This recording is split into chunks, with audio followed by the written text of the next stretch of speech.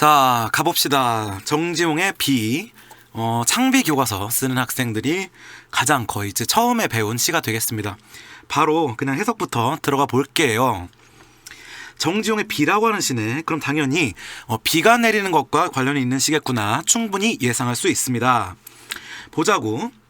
1년 가보자. 1년 돌에 그늘이 차고. 자, 여기서 차다는 말은 중의적으로 해석을 할 수가 있습니다. 그러니까 일종의 중의법을 썼다고 선택지가 나오는 학교도 있어. 안 배웠다면 패스지. 근데 여기서 어떻게 중의적이라는 거는 두 가지 의미로 해석될 수 있다는 것이거든요. 자, 그늘이 차고를 첫째 뭘로 해석할 수 있니? 돌의 그늘이 차갑다. 콜드의 의미. 오케이? 그러면 이 콜드의 의미로 쓰일 때는 무슨 심상이 되겠니? 오감 중에서 바로 촉각적 심상이 되겠죠. 오케이? 그 다음에 두 번째 의미는 뭐? 그늘이 차다. 그늘이 차오른다. 자, 이렇게 해석할 수 있겠지. 그러면 이와 같은 경우에는 무슨 심상이 됩니까? 바로 시각적 심상이 되겠지. 그리고 여러분들은 주로 어떤 의미로 배웠습니까? 바로 이 두 번째 의미, 주로 이 차오른다라는 의미로 배웠을 거야. 왜 보통 우리가 이로 해석을 하게 됩니까? 이유가 뭐야? 바로 이 시가 비가 내리는 무엇? 과정을 설명하고 있다고 이미 배웠을 거야. 그러면 비가 내리는 과정을 설명하는 입장에서는 그늘이 차다는 것을 차오른다라고 해석함으로써 이것이 무엇을 묘사한다고 볼 수 있습니까? 바로 먹구름이 끼어서 어두워지는 모습. 그러니까 무슨 말이냐면 돌이 이렇게 돌멩이가 있잖아. 여기 이제 그늘이 차오른다는 건 무슨 말이겠어? 이렇게 먹구름이 하늘에 끼니까 이제 그림자가 그늘이 져가지고 쭉 이렇게 돌에 그림이 그늘이 차오른다 이렇게 얘기하고 있는 것이지. 그래서 보통 이제 두 번째 의미로 많이 해석을 하고 이 1년을 무슨 의미로? 비가 내리기 위한 준비 단계로서 먹구름이 끼고 어두워지는 모습을 묘사했다. 이렇게 많이들 이야기를 합니다. 오케이. 자, 어렵지 않았고. 자, 2연 가봅시다. 2연. 따로 몰리는 소소리 바람. 자, 지금 보면 이 몰리는 거의 주체가 뭐야? 바람이야. 바람이 따로 한쪽으로 몰린대. 자, 지금 여러분들 바람이라는 건 보이는 존재야, 안 보이는 존재야? 보이지 않는 존재지. 근데 마치 보이지 않는 존재를 보이는 것처럼 묘사하고 있지. 보이는 것처럼. 그리고 보이는 것처럼 묘사하는 목적이 뭐니? 바로 바람이 어떻게 되는 모습. 바람이 몰린다는 게 바람이 부는 모습을 바람이 몰린다라고 얘기를 하고 있는 것이죠. 따로 몰리는 소소리 바람. 자, 여러분들 이미 배웠을 거야. 물론 나는 동의하기 힘들지만 왜냐하면 소소리 바람이 이 정지용 고향인 충북 사투리로는 이른 봄에 어쩌고저쩌고가 아니라 그냥 회오리 바람을 소소리 바람이라고 하는데 여러분들은 기계적으로 뭐라고 배웠습니까? 소소리 바람을 이른 봄에 살 속으로 스며드는 듯한 차고 매서운 바람. 사전에는 이렇게 나와 있지. 그래서 보통 여기 이걸 갖다가 무슨 시어라고 합니까? 바로 계절적 배경이 드러나는 시어라고 보통 많이 얘기들을 한다는 거예요. 왜? 소소리 바람이 사전에는 봄에 부는 바람이라고 되어 있으니까. 그래서 만약에 여러분들이 이 시에서 계절적 배경이 드러난다 라고 하는 부분을 찾으라면 바로 어디? 소소리 바람을 얘기를 해야 되는 거야. 그리고 이 붉은 잎잎은 개무시해야 되는 거지. 오케이? 이건 무시하고 이걸 갖다가 계절적 배경이 드러난다라고 얘기를 하면 되겠습니다. 오케이? 자, 그리고 여기서 만약에 하나 더 선택지가 나온다면 바로 요 바람. 요거 갖다가 선택지를 구사하기도 해. 자, 여러분들 속으로 OX 따져보세요. 이 연은 명사로 연을 마무리하여 간결함과 시적 여운을 주고 있다. OX. O가 되는 거 맞지? 왜? 바람이다. 이렇게 얘기하는 게 아니라 바람. 이렇게 딱 명사로 딱 마무리해주면서 어떤 간결함과 여운을 주고 있다라고 하는 거 잊지 말길 바랍니다. 그러면 지금 여기까지 봅시다. 여러분들 이 1년 2년까지는 지금 아직 비가 내렸습니까? 안 내렸습니까? 아직 내리지 않은 상황이야. 지금 어두워지고 바람이 부는 모습을 얘기하면서 비가 내리기 직전에 어떤 준비 과정, 그런 모습이라고 할 수가 있겠습니다. 알겠죠? 내신이라 꼼꼼하게 가는 거야. 뭐가 나올지 모르니까 완전히 지금 시를 분해하면서 조지고 있는 거라고 생각하면 돼. 봅시다. 3년 앞서거니 하여 꼬리 치날려 세우고. 자, 지금 이게 뭐가 이렇게 한다는 건지 주체가 나오니 안 나오니? 아직은 안 나오고 있지. 자, 그러면 여러분들이 이미 익히 들어서 알고 있지. 바로 이 3년과 사연의 경우에는 이것의 주어를 무엇으로 보느냐에 따라서 두 가지로 해석이 가능하다고 했어요. 자, 3년과 사연을 해석할 수 있는 두 개의 주어가 뭡니까? 이미 알아야 돼. 바로 그냥 잠꼬대 하듯이 나와야 돼. 첫 번째, 주어를 뭘로 볼 수 있다? 산세. 자, 두 번째 뭘로 볼 수 있다? 빗방울. 이 두 개로 해석이 가능하다고 하는 겁니다.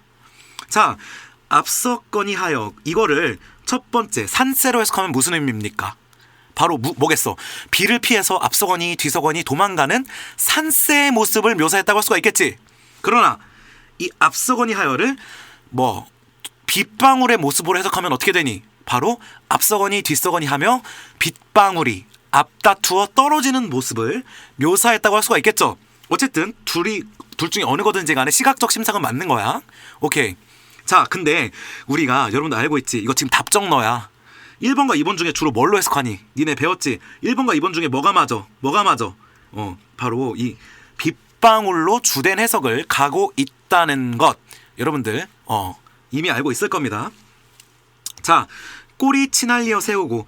치날리다는 거는 정지용이 만든 말인데, 치날려 세우다는 게 그냥 치켜 세운다, 올린다, 이렇게 꼬리를 올린다, 이렇게 이제 해석을 하면 될 거예요. 자, 봅시다. 꼬리 치날려 세우고. 첫째, 산세로 해석하면 뭐가 됩니까? 바로 산세가 꼬리를 치켜 세우고 그냥 바쁘게 가는 모습, 그냥 그대로야. 별거 없어. 그러면. 근데 두 번째, 만약에 이거를 빗방울로 해석하면 어떻게 되겠어? 마치 꼬리를 세우는 것처럼 어떻게 빗방울이 이렇게 툭 하고 떨어지면서 꼬리를 세우듯 튀어오르는 모습. 자, 이거를 묘사하고 있다고 할 수가 있겠습니다. 오케이? 자, 그러면 여러분들 답정너라고 했지? 1번보다는 뭘로? 2번으로 주로 해석을 한다고 했지? 자, 그러면 우리가 보통 2번으로 해석을 많이 하기 때문에 이 시에서 비가 떨어지기 시작하는 시점 자체는 언제로 보는 게 좋아요? 바로 이 3년부터가 바로 본격적으로 비가 떨어지기 시작하는 모습이다. 이렇게 생각을 해주면 될 것 같습니다. 알겠어, 메가? 자, 그 다음에 사연 가봅시다. 종종, 여러분 종종 걸음 알지? 이렇게 총총총총총 가는 거야. 종종 다리 까칠한 산세 걸음걸이. 자, 이것도 역시 두 가지로 해석할 수가 있겠죠. 첫 번째, 뭘로? 산세로 해석하면 뭐겠어? 별거 없지. 그냥 종종종 바쁘게 뛰어가는 산세의 모습을 묘사하고 있다고 할 수가 있겠죠. 근데 만약에 이것을 두 번째, 무엇으로? 빗방울로 해석을 하면 어떻게 된다? 마치 종종종 산세가 가듯이 이렇게 훅툭툭툭툭 떨어지는 빗방울의 모습을 묘사하고 있다고 할 수가 있겠습니다. 자, 그렇다면 우리가 3년과 사연에서 중요한 정보가 있지. 주로 이 2번으로 해석한다고 했어. 그럴 때 산세로 해석하는 것이 아니라 바로 무엇? 빗방울로 해석할 때 이 3년과 사연에서 무슨 법이 드러난다고 배웠습니까?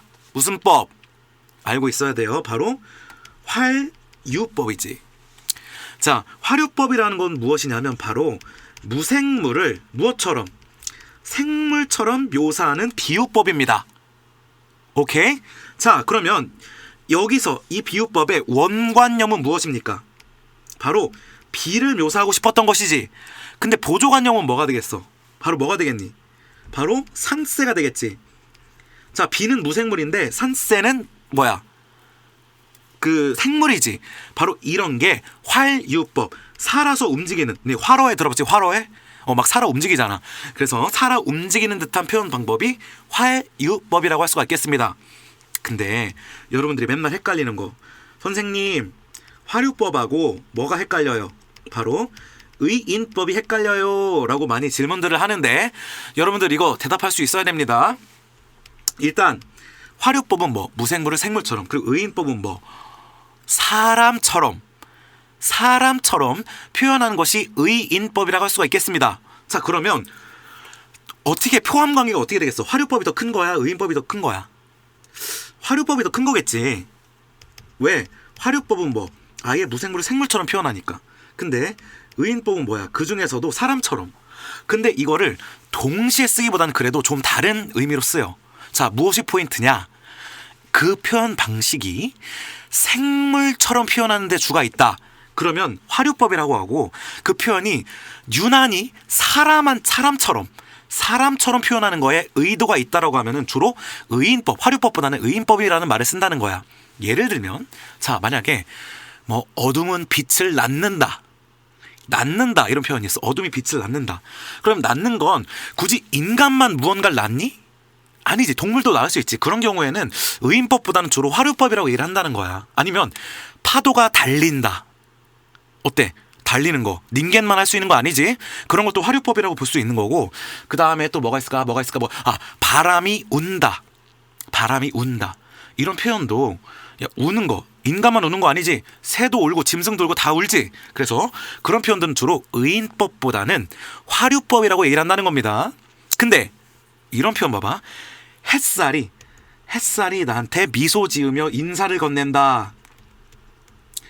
자, 햇살이 내게 미소 지으며 인사를 건넨다. 햇살은 무생물인데 인사를 건네는 건 물론 생물적인 일이긴 하지만, 야, 우리가 아무리 뭐 고릴라나 뭐 무슨 이런 고등한 생명체도 웃으면서 고릴라가 헤이 안녕 이렇게 인사하진 않잖아. 이건 누가 봐도 명백히 사람처럼 인간처럼 표현하는데 주 목적이 있다고 볼 수가 있겠지. 바로 이런 표현은 화류법이라기보다는 의인법이라고 하는 그런 표현을 많이 쓴다고 하는 겁니다. 오케이? 자, 근데 확실한 건 뭐니? 확실한 건 바로 만약에 무생물을 동물처럼 비유했다. 인간이 아니라 동물. 예를 들어서 여긴 산새지. 동물처럼 비유했다면 무조건 어디에 속할까? 바로 이 의인법이 아닌 화류법. 이 바깥 공간에 위치하게 될 거지. 그래서 만약에 동물처럼 묘사했다 그러면 무조건 그냥 의인법이 아니라 화류법이라고 알고 있으면 될 것 같아요. 알겠죠? 그 차이를 잘 알겠죠? 화류법, 의인법 구분 잘 해야 돼. 자, 더 가봅시다. 5연으로 가볼게요. 5연. 5연. 자, 5연. 자, 5연이 이거 아니다. 미안합니다. 이 위에 5연이 있네요. 자, 5연. 자, 여울지어 수척한 흰 물살 이렇게 되어 있네. 자, 여울이라고 하는 거는 폭이 좁은 물살을 얘기해요.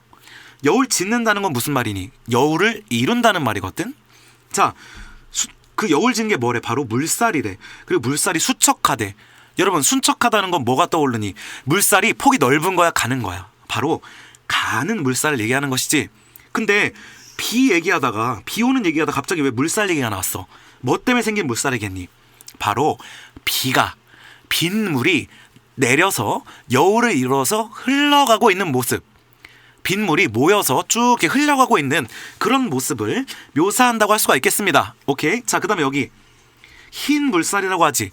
그럼 여기서 OX, 여기서 색채어를 드러내어 시각적 심상을 드러낸다. 자, 색채어 OX 맞지? 희다라는 거, 색깔을 얘기해주는 색채어 맞죠? 색채어를 통해서 시각적 심상, 무엇을 표현하는 시각적 심상? 비가 내리고 물들이 모여갖고 줄기를 이루어가는 모습을 희다라고 하는 색채어를 통해서 표현해주고 있는 모습이라고 했습니다. 자, 그 물살이 어떻느냐? 갈갈이, 이건 무슨 말이냐면 갈래갈래 찢어지는 모습이지. 갈래갈래 손가락을 편다. 이게 무슨 말입니까? 여러분, 비가 내리면 땅에 물줄기가 슉 흐르지. 이거 꼭 이제 얘기해야 되는데, 여러분, 서울에서 제일 볼만한 관광지가 어딥니까? 만약에 외국인 친구를 하나 사귀었어. 그 외국인 친구가 서울로 놀러 왔어. 그러면 딱 한 군데만 가야 된다면 어디를 갈 것 같아? 잘 모르지. 니들 고덕을 어디 강동을 벗어난 적이 없지. 강동 송파를. 어딜 가야 되니? 바로 내가 볼 땐 경복궁을 가야 돼. 경복궁을 꼭 가야 돼. 조선시대 가장 큰 도성의 어떤 궁궐이지. 근데 경복궁에 가면은 왕이 일을 하던 가장 메인 건물이 있어. 그 메인이 뭐냐면 근정전이야. 근데 이렇게 경복궁 근정전이 이렇게 으리으리하게 이렇게 있단 말이야. 그러면 이 앞에 아주 넓은 아주 넓은 공간이 이렇게 있어. 탁 트인 야외. 그리고 이 근정전 앞에는 이 바닥에 돌이 이렇게 막 깔려 있어. 약간 이렇게 불규칙한 듯하게 아주 큰 돌판들이 바닥에 이렇게 깔려 있단 말이야.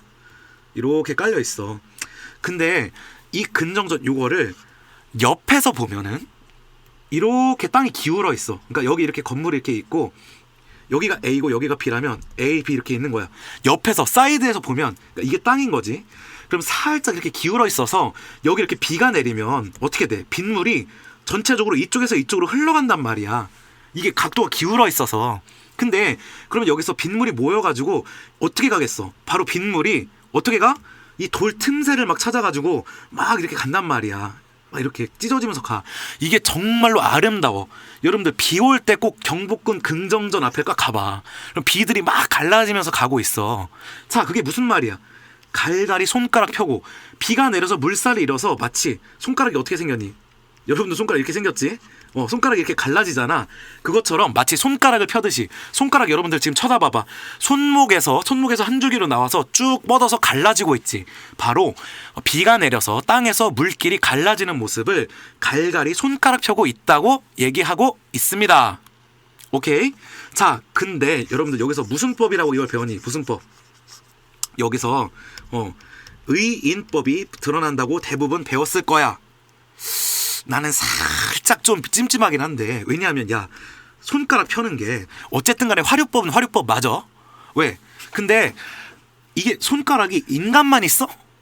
아니 고릴라도 손가락이 있긴 있잖아. 근데 어쨌든 이 손가락을 편다는 것 자체가 이 자습서나 학교에서는 주로 이제 인간의 손가락 하면 주로 인간의 손가락이 떠오르니까. 그리고 대부분의 동물들은 손가락이 없잖아. 그러니까 그냥 인간인 것처럼 표현하고 있다라고 여러분들 그냥 외워둬. 때려 외워버려. 자, 갈갈이 손가락 펴고 이거 무슨 법이다? 화류법 중에서도 인간으로 의도된 의인법이 드러난다고 주로 배웁니다. 근데 이렇게 안 배웠으면 그렇게 안 하면 돼. 학교에서 배운 대로. 근데 여기서 학교에서 의인법이라고 배웠다면 반드시 의인법으로 알고 있어야 됩니다. 알겠죠? 자, 7년 가봅시다. 멎은 듯 비가 멎은 줄 알았는데 멎은 듯 하다가 새삼스럽게 듣는. 여러분들 이 듣는은 listen 듣는다는 의미가 아니에요. 여러분들 네이버 사전 찾아봐. 듣다는 첫째 의미가 뭐냐면 귀로 무언가를 소리를 캐치하다 그 의미가 있는데 두 번째로 눈물이나 빗물이 방울져 떨어지다라는 의미가 있어. 여기선 그 두 번째 의미로 쓰인 거야. 다음에 빛낮 비의 낱개래. 빛낮이 뭐겠어? 바로 각각의 빛방울을 얘기하는 거겠지. 자, 그럼 무슨 말이니? 멎은 듯 하다가 새삼스럽게 다시 빛방울이 떨어진다. 그리고 내가 느끼기엔 멎은 듯, 새삼 듯 이거 스윙스의 버금가는 라임을 맞춘 겁니다. 이거 의도적으로 정지용이 라임을 맞춘 거야. 거의 래퍼지. 자, 그래서 여러분들 이건 무슨 모습입니까? 여러분들 비 내릴 때 처음부터 끝까지, 그러니까 비가 내리기 시작할 때부터 끝까지 계속 같은 세기로 내리니 비가? 아니지. 보면은 굵었다 가늘어졌다 한단 말이야. 이 부분도 뭐겠어? 비가 살짝 멈춘 듯 하다가 다시 떨어지는 그런 모습을 나타내는 것이라고 할 수가 있겠습니다. 그 다음에 하나 좀 추가적으로 논의할 수 있다면, 자, 멎은 듯 할 때 이 듯이 직유법입니까? 비유법입니까? 자, 직유법이 뭐야? 원관념과 보조관념을 뭔 듯이 뭐뭐 인양 뭐뭐처럼 뭐뭐 같이 이렇게 연결한 게 직유법 맞지? 예를 들어서 별인 듯한 너의 눈동자, 이거는 직유법 맞아요. 왜? 별 별 그 보조관념 너의 눈동자 내가 표현하려고 하는 원관념이고, 그다음에 별이 뭐야? 빌려온 보조관념이야. 속성의 유사성, 반짝인다라고 하는 속성의 유사성을 바탕으로 빌려왔지. 이거는 직유법 맞아. 그래서 듯이가 쓴 직유법 맞다고. 근데 멎은 듯 다시 떨어진다 할 때 이 듯이 직유법입니까? OX. 물론 학교에 따라 다를 수도 있긴 하지만 대부분 어떻게 본다? 따로 언급 안 했으면 직유법이 아닌 걸로 보면 됩니다. 왜냐하면 우리가 직유법 이전에 직유법이라는 건 일종의 비유법이잖아요. 비유가 성립하려면 뭐랑 뭐가 있어야 된다? 바로 원관념과 보조관념이 있어야 된다는 거야. 근데 여기서 멎은 듯 하다가 다시 떨어진다라고 하는 거는 두 구체적인 관념, 비유하고자 하는 두 구체적인 관념, 예를 들어서 별, 눈동자 이런 관념이 있니 없니? 없단 말이야. 오케이? 만약에 인간인 듯 새삼 듣는 빛낮 이러면 인간이라고 하는 것과 비가 연결된단 말이야. 근데 여기서 멎은 듯하다라는 거는 구체적인 어떤 이미지나 관념이나 물체가 아니지. 그냥 멎은 듯하다라고 얘기하는 거잖아. 그래서 이거는 우리가 보통은 비유법이라고, 아예 직유법을 떠나서 비유법이라고 안 봅니다. 알고 있으면 좋을 것 같아. 마지막, 붉은 잎 소란이 밟고 간다. 뭐가? 바로 이 빛낮, 빗방울이. 자, 붉은, 여기 다시 드러나죠? 뭐 색채어가 드러난다. 색채어를 통해서, 색채를 나타내는 단어를 통해서 시각적 심상이 나타난다. OX, 당연히 O가 되겠죠. 그 다음에 잎, 이건 뭐야? 잎마다 이런 뜻이겠지. 무슨 법이 드러납니까? 바로 잎, 반복법이 드러난다는 거 여러분들 캐치해야 됩니다. 잎 반복법입니다. 그 다음, 소란이 밟고 간다. 자, 소란하다는 거는 다시 비가 많이 내리고 있는 거야, 적게 내리고 있는 거야? 소란스럽게 비가 다시 많이 내리고 있는 거지. 멈춘 듯 하다가 새삼 떨어져서 소란스럽게 비가 다시 많이 내리고 있는 것이죠. 소란이 무슨 심상? 심상 5가지 중 무슨 심상? 바로 청각적 심상이라고 할 수가 있겠죠. 그 다음에 비가 밟고 간다는 건 또 뭐라고 얘기할 수 있겠어? 일종의 시각적 심상이라고 얘기할 수도 있는 거고, 그 다음에 비가 밟고 간대. 여기서 뭐가 드러난다? 바로 다시 무생물을 생물처럼 표현하는, 주로 밟다고 하는 거는 이 동물이나 인간이 밟는 거잖아요. 그러니까 화류법이 드러난다라고 얘기할 수가 있다는 것입니다. 알겠죠?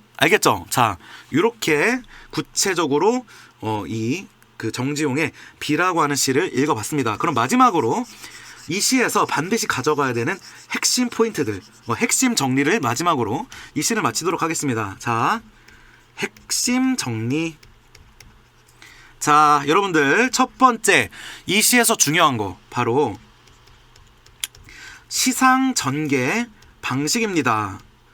자, 이 시의 시상 전개 방식이라는 거는 시의 구성 방식이라고 하는 거거든.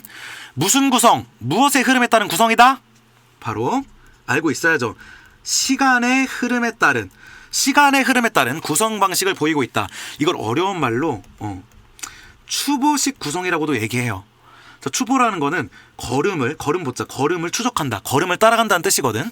그래서 걸음을 따라가듯이 쭉 시간의 흐름이 나타난다는 거야. 자, 이 시에서는 어떤 시간의 흐름이 나타납니까? 바로 비가 내리기 전부터 비가 내리기까지의 과정을 얘기하고 있지. 자, 그래서 이 시에 강수량을 그래프로 한번 그려보자. 강수량을. 자, 이게 시간이고 이게 강수량이야. 자, 일단 1에서 2연까지는 비가 내리니 안 내리니? 안 내리니까 이렇게 그래프가 아래로 가겠지. 1년에서 2년까지는. 근데 비가 어디서부터 내린다고? 요 3, 4년을 뭘로 해석하면, 산세가 아니라 빗방울로 해석하면 여기서부터 내린다고 할 수 있겠지. 그래서 비가 쭉 내리고 있는 거야. 그래서 심지어 여울져서 막 물살이 내려 계속 막 비가 내리고 있겠지. 근데 그러다가 멎은 듯, 그러면 다시 강수량이 어떻게 됐어? 잠깐 내려갔다가 새삼 다시 떨어진다. 그리고 소란이 밟고 간다. 여기서 다시 비가 내리고 있음을 알 수가 있겠지. 그래서 이 시는 비가 요렇게, 바로 이 부분이 뭐라고? 멎은 듯, 요 정도 강우량 변화를 시간의 흐름에 따라서 나타난다고 볼 수 있겠습니다. 자, 추가적으로 알아야 되는 거. 자, 이 시에서 공간의 흐름이 나타난다. OX, 공간의 흐름. 보통은 아니라고 해. 왜냐하면 이 시 자체가 여러 공간을 왔다 갔다 하면서 쓰고 있다기보다는 그냥 비가 내리는 전체적인 광경을 묘사하고 있지 막 왔다 갔다 하는 느낌을 안 들지. 그래서 보통 공간의 흐름은 아니라고 해. 그러나 여러분들 학교 선생님한테 꼭 한번 물어봐서 확인했으면 좋겠습니다. 그 다음에 또 하나 물어볼 거.